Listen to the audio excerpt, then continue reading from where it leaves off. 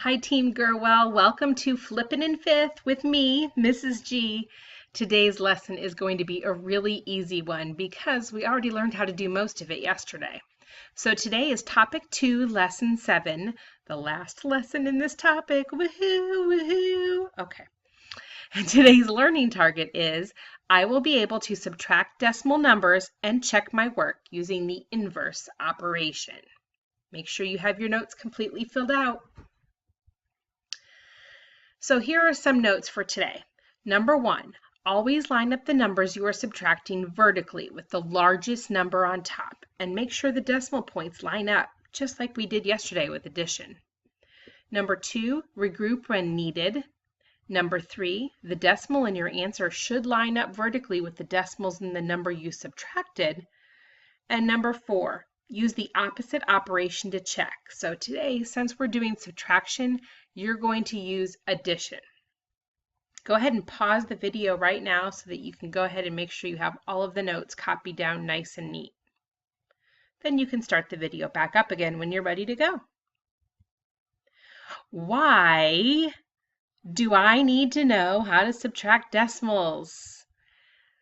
So you can make sure you have enough money to pay your rent to me every single week. Yes, it's important that you know how to subtract and add decimals because really any time you go shopping, you're going to use this knowledge. And anytime you write out your checks for your bills, you're going to need to know how much money you have left.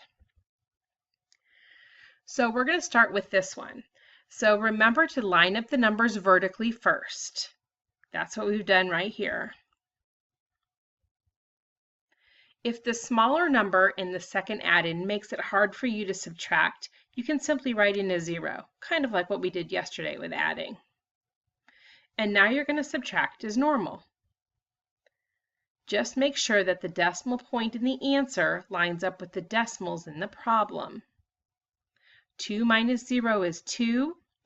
You can't subtract 7 from 1, so you're going to have to borrow from the 3, make that a 2.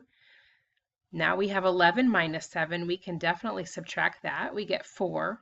2 minus 1 is 1. We can't take 2 away from 1, so we're going to have to borrow from the 2, make that a 1. Now we have 11 minus 2, and that's 9. And then we just bring the 1 down because it's 1 minus 0. So that's the answer that we have. But how do we check our answers? Did I hear someone say a calculator? If you said a calculator, that is a tool that you can use. But for right now, I really want to make sure that you are practicing your adding and subtracting. So I want you to check doing the inverse operation. So obviously, the inverse operation is going to be addition. So we're going to add the second number in our subtraction problem onto our answer. And then this is the number we should get if we're correct. 2 plus 0 is 2. 7 plus 4 is 11, so you carry the 1. 1 plus 1 plus 1 is 3. 9 plus 2 is 11, carry the 1. 1 plus 1 is 2. Do the numbers match up? Yay, good job. We got it correct. So let's do one more practice before I let you do a bunch on your own. What's the difference between 30 and 1/100ths, good, and 91 and 1/10ths? Still working on remembering what those place values are. Well, first we need to decide what number is larger. Remember, just because a number has more digits doesn't mean it's the larger number. So, which number do you think is larger? Well, you would line up the numbers and start on the left. The 9 is greater than the 3, so that's the number we're going to put on top. So here is our problem written out exactly how we need it to go, vertically with the decimals lining up. Again, we can go ahead and add that 0 if it bugs you. So now we're going to go ahead and subtract just like we normally would. So you can't take 1 away from 0, so we'll borrow from the 1, make it a 0, and now 10 minus 1 is 9. 0 minus 0 is 0. 1 minus 0 is 1, and 9 minus 3 is 6. And of course we have to put that decimal point in. So now how do we check it? You're right, we're going to add it.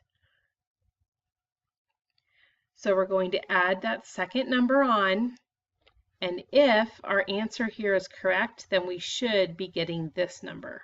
Remember, I want to see all of the work just like this in your math journal tonight. So yes, when we add these two numbers, we do get 91 and 1/10. So we did get exactly the right number. Yay! Now it's time for you to try. You're going to complete the following problems in your math journal. Don't forget to check your answers by doing the inverse operation. I need to see the work, please. That way I know that you didn't do it on the calculator. I need to see the work, very important.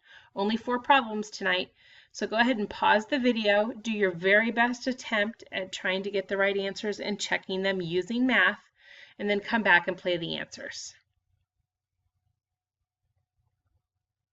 Okay, here come the answers in 3, 2, 1. Go ahead and pause and make sure that you have the correct answers and check your work. Notice number 3 and number 4, your answers must have a dollar sign because that is the label that is in the problem. If you don't have the dollar sign, I'll be marking those incorrect on your test, so I want you to get in the practice and the habit now.